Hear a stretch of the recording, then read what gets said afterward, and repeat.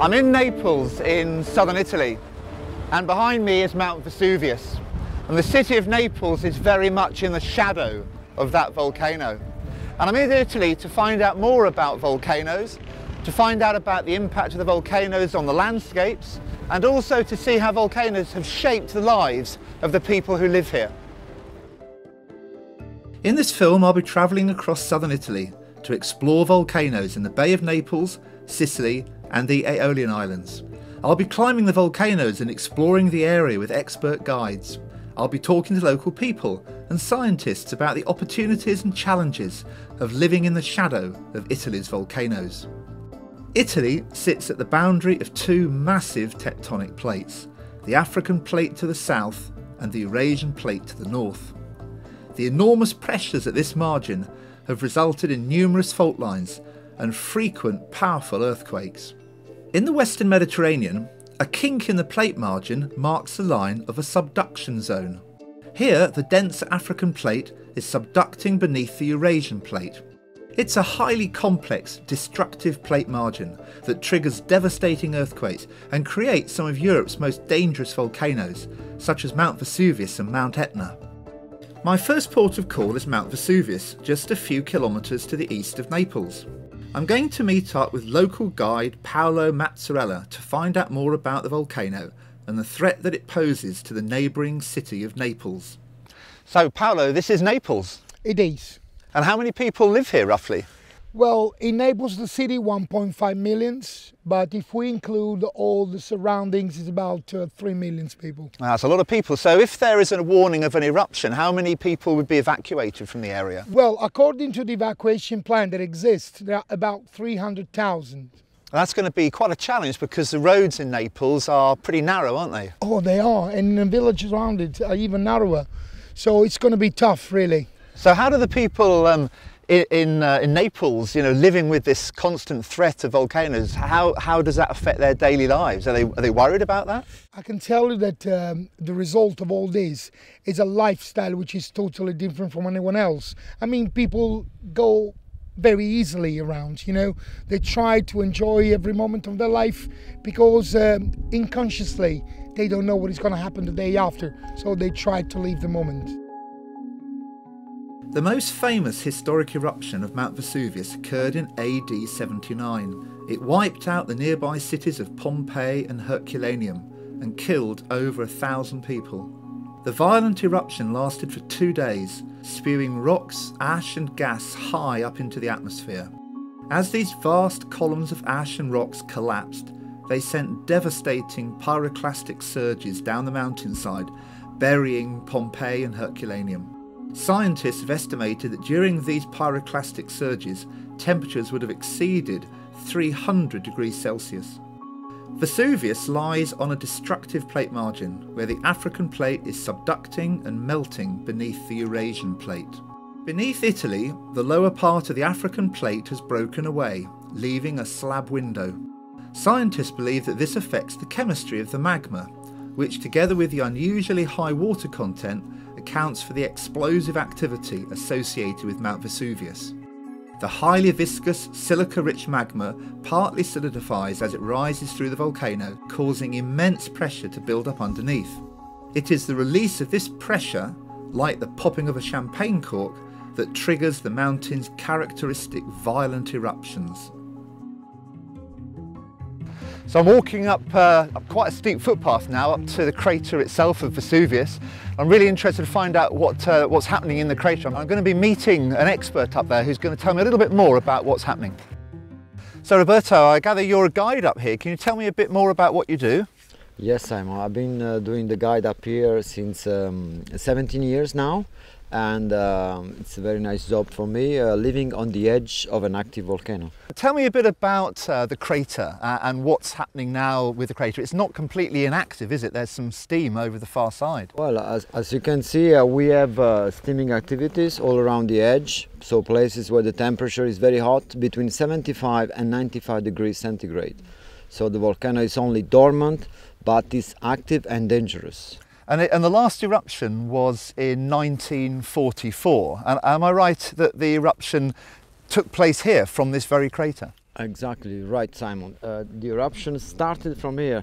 Imagine that before the eruption started, the crater was actually full up to the edge, and we see a very thick layer of lava here, and that's lava from 1944. So lava flew from here, went down in the valley, and destroyed part of two towns, San Sebastiano and Massa di Sole. Along with all volcanoes in southern Italy, Mount Vesuvius is very carefully monitored by scientists. So Roberto, can you tell me a little bit about how this volcano then is monitored?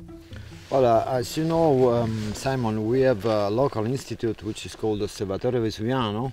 That's the oldest institute of volcanology in the world. It's since 1845. It's down there. Basically, they take care of the temperature and composition of the gases of the fumaroles.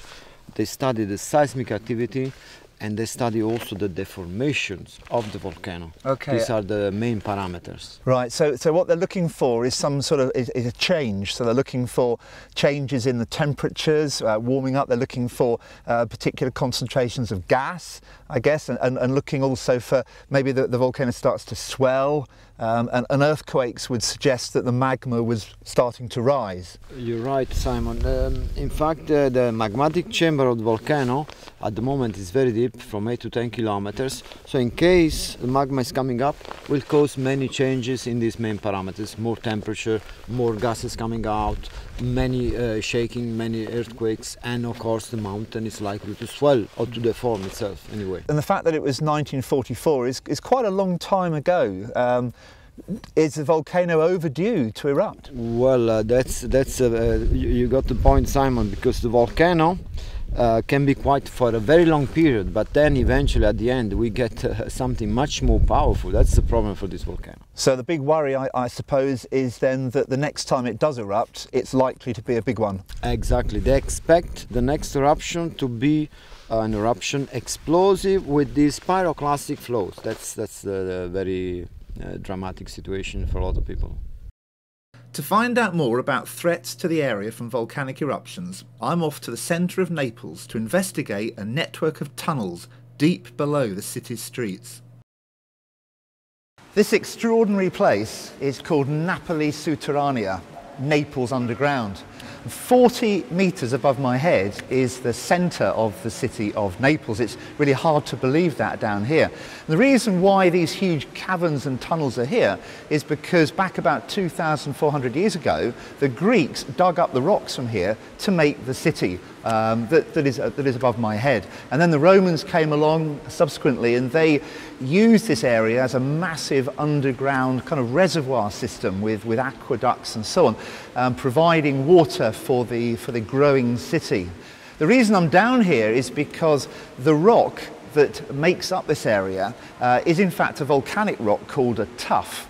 But that particular rock was erupted from a volcano about 12,000 years ago, from the Campi Flegrei range. And so what that kind of tells us is that Naples, the city that is now above all this volcanic rock, is clearly still in a danger area from a future eruption. I'm on my way to Solfatara. It's part of the Campi Flegrei volcanic area, and it's just a few kilometres to the west of Naples. And I'm really looking forward to finding out more about it. I'm in the crater of a dormant volcano, and if you were here with me, you would smell very, very strong sulphur fumes in the air.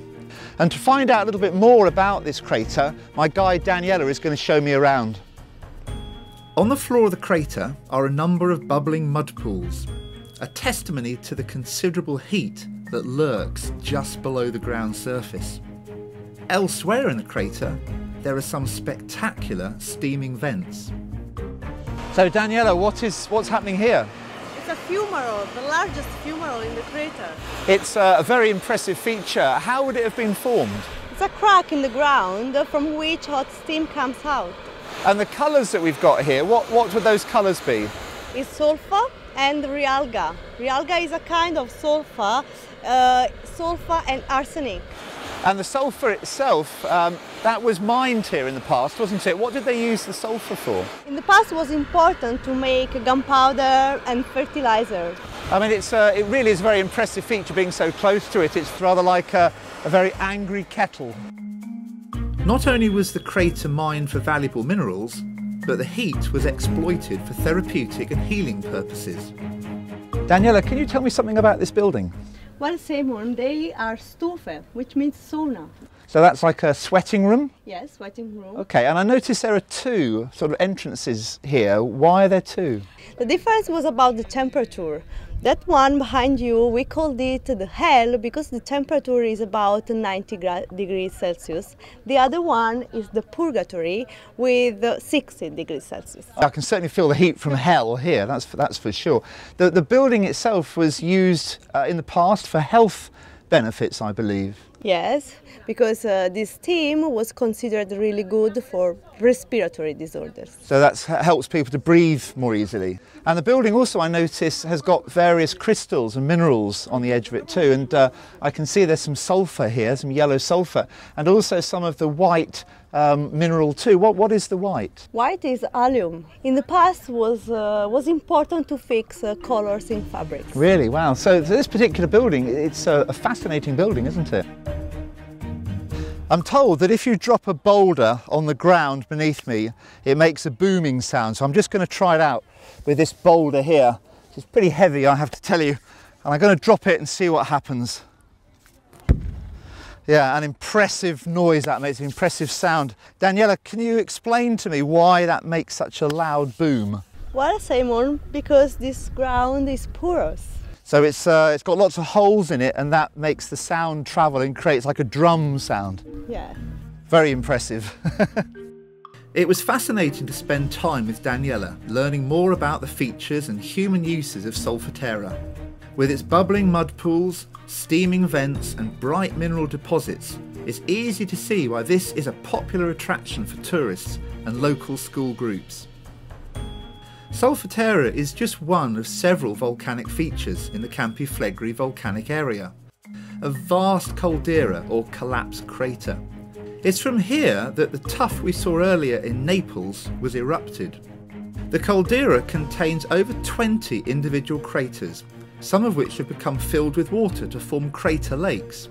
Daniela wants to show me the largest of these, the Lago d'Averno.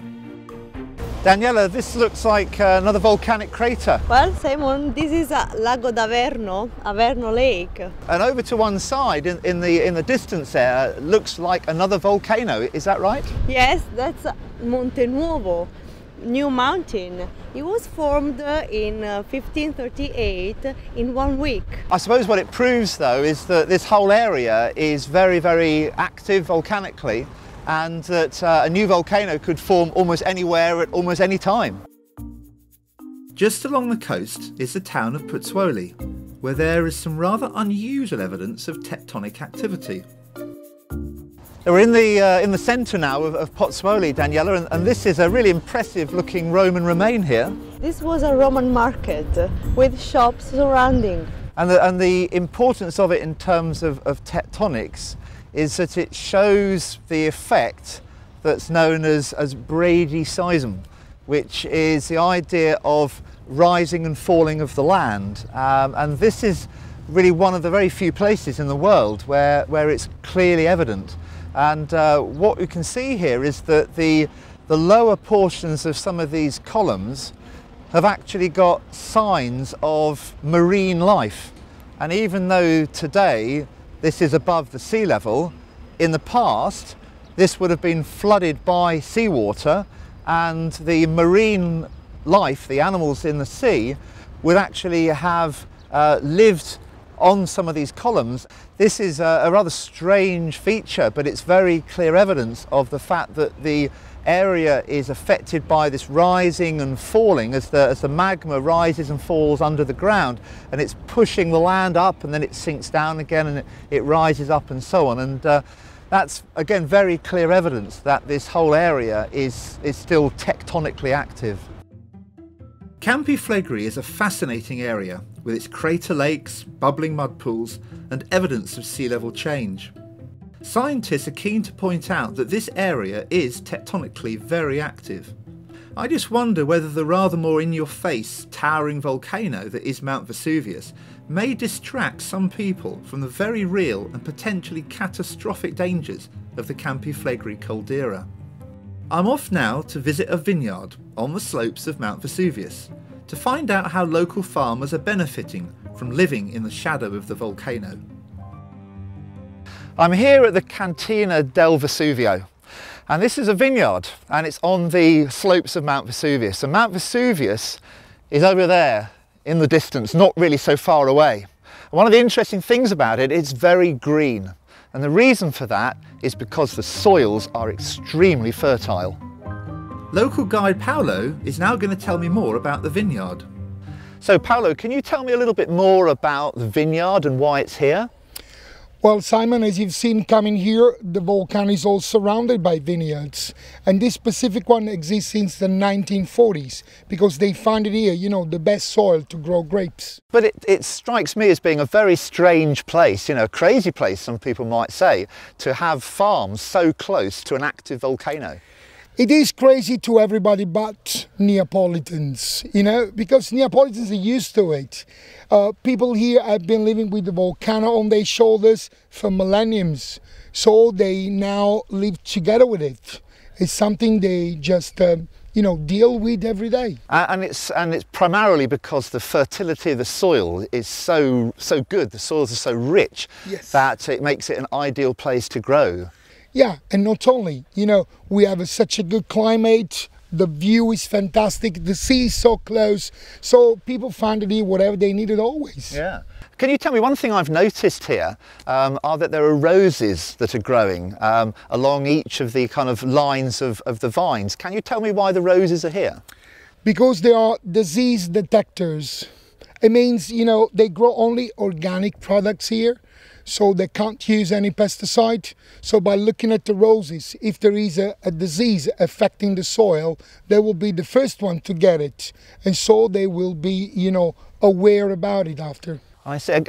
Finally, can you tell me something about I gather the name of the vineyard is quite important, tells us a little bit about the kind of people's feelings about the volcano. Would you like to tell me about that? Yeah, you know, the wine they produce here is called Lacrima Christi, which means Jesus Christ tears.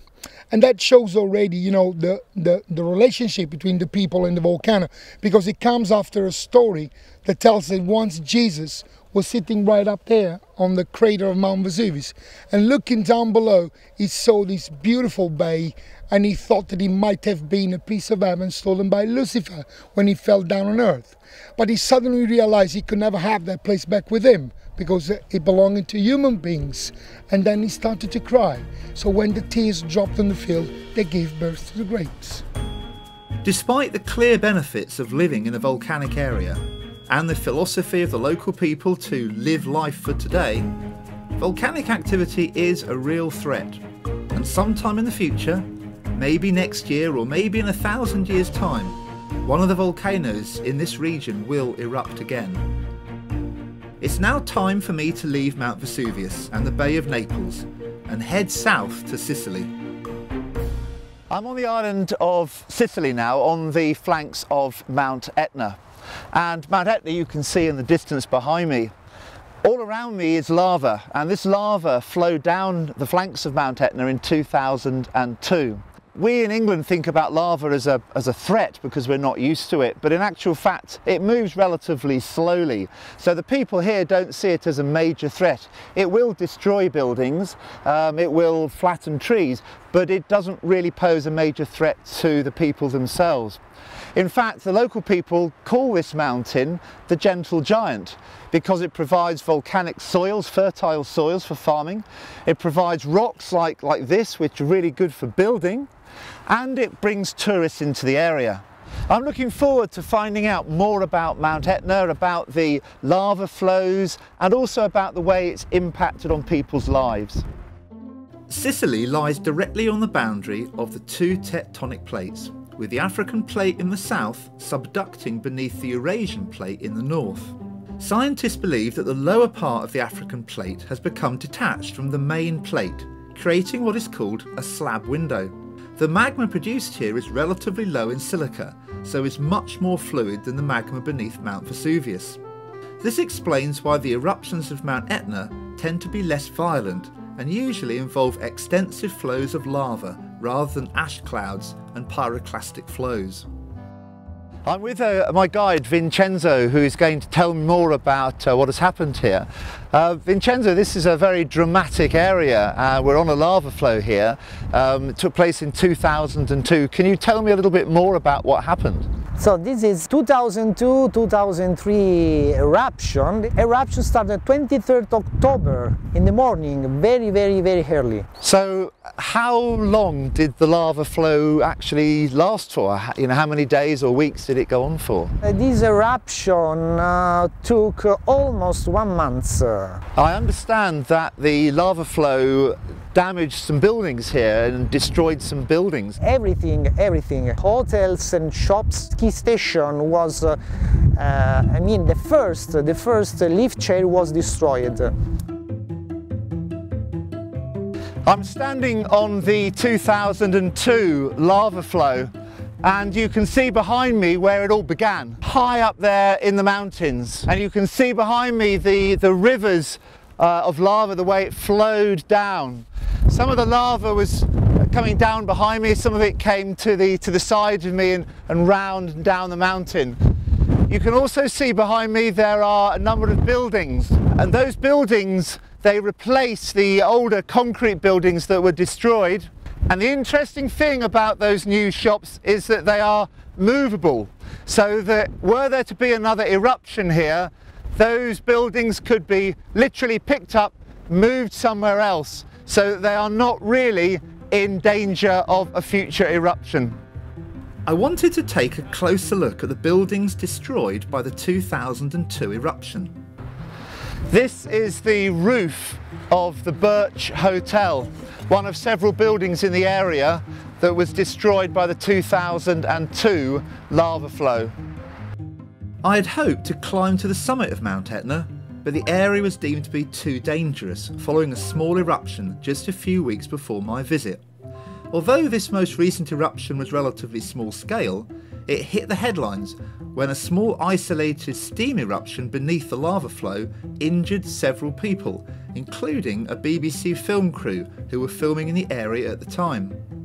Hot volcanic bombs rained down on people, burning jackets and hitting some of them on the head, including the volcano guide Pepe Bargagallo. I met up with Pepe in a hailstorm at the top of the mountain and asked him what had happened back in March 2017.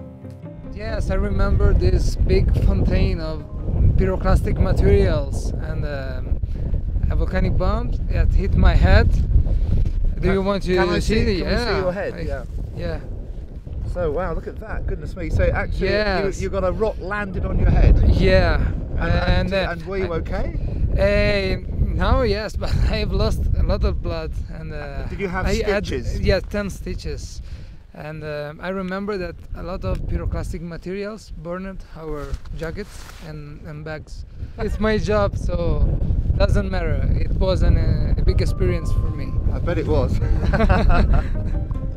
Having come all this way to see a recent lava flow, I wanted Pepe to find me some hot rocks. This is rather bizarre because I'm here in a hailstorm next to what I can only describe as very hot rocks. I'm now actually on that lava flow that flowed down here in March. It's now kind of early May. Pepe, can you tell me what's happening here? Yes, inside, underneath, it's still hot. And here you can feel the warmth. Because inside the temperature is around 150 degrees Celsius. And you were here when it erupted, and you saw this river of lava flowing through here. Yes, I was on the Hefesid mouth when the magma came out. Was like a river. It was very fast and very fluid, and the temperature on the Hefesid point, it was around 1000 degrees Celsius. I'm now at a place known as the Valley of the Ox, and this is essentially a huge kind of depression really, where most of the lava flows from this particular crater tend to end up. And it's an extraordinary landscape of that's black in colour and has got kind of punch holes really where little kind of craters have formed. I mean, essentially we talk about Etna as being, you know, a volcano, but really it's a very wide, huge mountain that's just got a whole load of craters and a lot of, you know, volcanoes within volcanoes really. It's a fascinating landscape.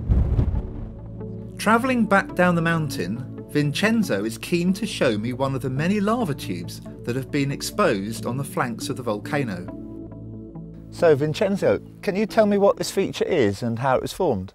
So this is a lava tube that was formed by lava itself during this huge eruption in 1792. Simply lava creates a stream. On the right and left side, lava start accumulating, form like two walls. They join in the middle, creating that we call a donkey back. It's like a lava roof. Lava go on inside this tube that could be like an oven. This is a huge lava tube. Sometimes on Etna we have lava tubes that they can get long distance, like 1 kilometer. Lava tubes are popular tourist attractions on Mount Etna, as are the many buildings partly destroyed by historic lava flows. Local volcanologist Salvatore Scudero took me to see a house destroyed by the 1983 eruption. So Salvatore, what's happened here? Here, this little house was destroyed in 1983 by a huge lava flow. There was something very special about that lava flow, wasn't there, in terms of people trying to divert it? Yeah, the local government tried to divert the lava flow. It was the first time here reported on Mount Etna. And what did they do? They drilled some hole in the lateral side of the lava flow and put some explosive inside, but they failed. It didn't work? It didn't work.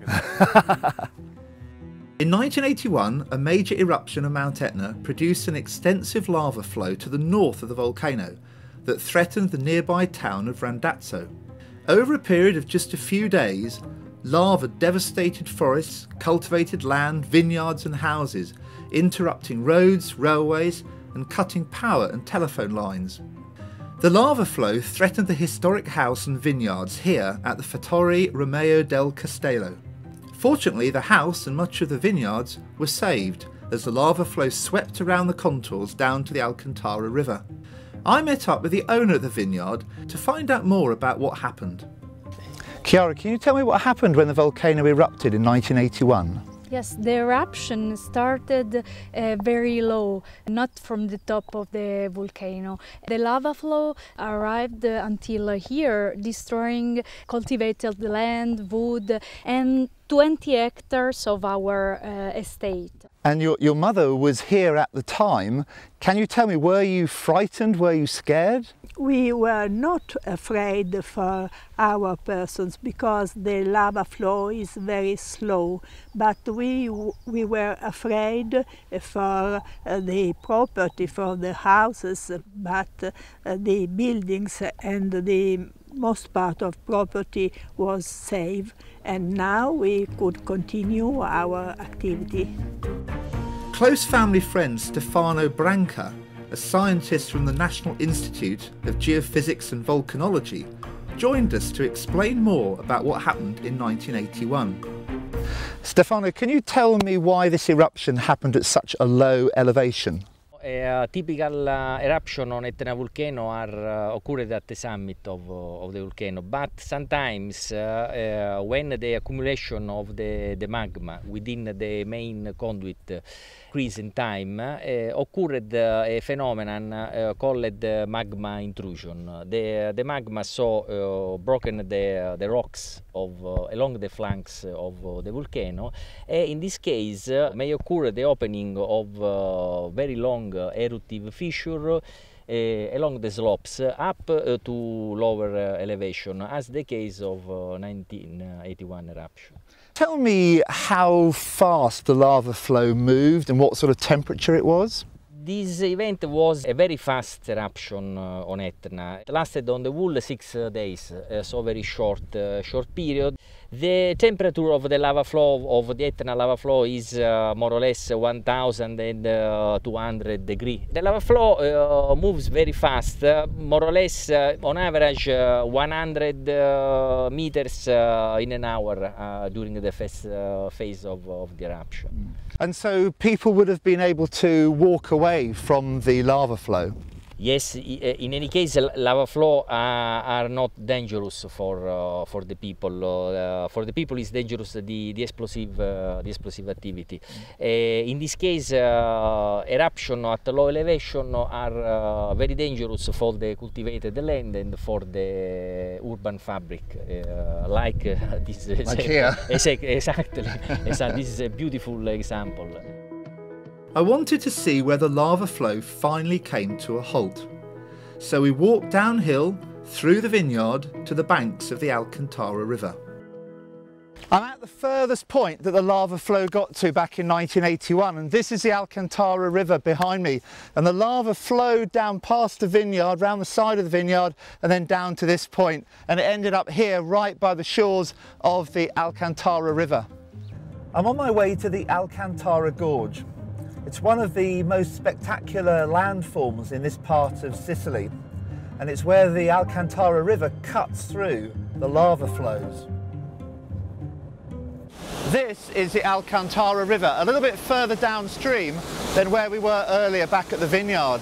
And here the river is cutting its way through some old lava flows to create waterfalls and gorges. This is the Alcantara Gorge, and this is where the Alcantara River comes out from the gorge behind me and spreads out into a wide valley. And you can see on the sides of the gorge itself there are the jointing structures known as columnar jointing as the basalt has cooled. And this particular river is very, very popular. This spot is very popular in the summer for local people who come here to enjoy the refreshingly cool water in the very hot summer days. The final leg of my journey takes me to Vulcano, one of the 8 volcanic Aeolian islands, about 25 kilometres off the northeast coast of Sicily. Vulcano is one of 2 active volcanic islands in the archipelago, the other being Stromboli. The Aeolian Islands form a volcanic island arc at the destructive plate boundary between the African and the Eurasian plates, and have been formed over a period of some 260,000 years. I've climbed up to the summit of Gran Cratere, which last erupted between 1888 and 1890, and all around me is scientific monitoring equipment keeping a close eye on this volcano. This volcano here on the island of Vulcano is very carefully monitored. It wasn't very long ago when it last erupted, and scientists are monitoring it to just make sure that it's safe, and if they need to evacuate people then they can do so. And in this volcano they're measuring the gas, they're measuring deformation, looking for changes in the shape of the volcano. There's also infrared cameras in here that are looking for temperature changes as well. So in lots of respects this particular volcano is very, very carefully monitored by scientists. I met up with local guide Manuela to find out more about the volcano. Manuela, can you tell me more about the eruption? Yes, it was a big explosion with a mushroom cloud sending materials, lepils all around the area and also down near the village. So the people living down here are presumably at risk from a future eruption? Absolutely yes, because we have a lot of people, especially in summer period, that are staying here and they don't have the feeling that it's still a dangerous volcano. That's the reason why it's crazy to stay in the area. Vulcano is popular with tourists, many of whom hike to the summit of the volcano. Some then choose to enjoy the natural mud pools and hot springs near the harbour. Having seen the volcano monitoring equipment on Vesuvius and Gran Cratere, I now want to see what the volcanic data looks like and how it's interpreted by scientists. So I'm going back to Sicily to see where data is displayed for Mount Etna. On the screen behind me here is displayed the information that is monitored on Mount Etna. There are real-time camera images, there are thermal camera images as well, and we've got over here there are earthquakes. And all this information is used by scientists to help them predict when the volcano is likely to erupt. And down here is more information. This is real-time information. And I have a volcano expert, Salvatore, who is going to tell me what is happening here. Well, Simon, the green signals here is the movement of magma and gases inside the volcano. Look, in the last 2 days, 9 peaks. Etna tried to erupt, but it didn't happen yet. It was really exciting to see the spikes on the graph suggesting that Etna was about to erupt, but rather disappointing that it didn't go through with it. Nonetheless, it was impressive to see the volcano being monitored and to understand a bit more about what scientists are looking for. It's been fascinating spending time here in southern Italy, and I've learnt a lot about the volcanoes. Whilst they continue to pose a very real threat to the people living in the area, they also bring great benefits. And somehow the people just carry on with their everyday lives. If you have the opportunity, I'd really encourage you to visit Naples or Sicily for yourself. Smell the sulphur, taste the local produce, appreciate the size of the craters, and understand what it's really like to live in the shadow of volcanoes.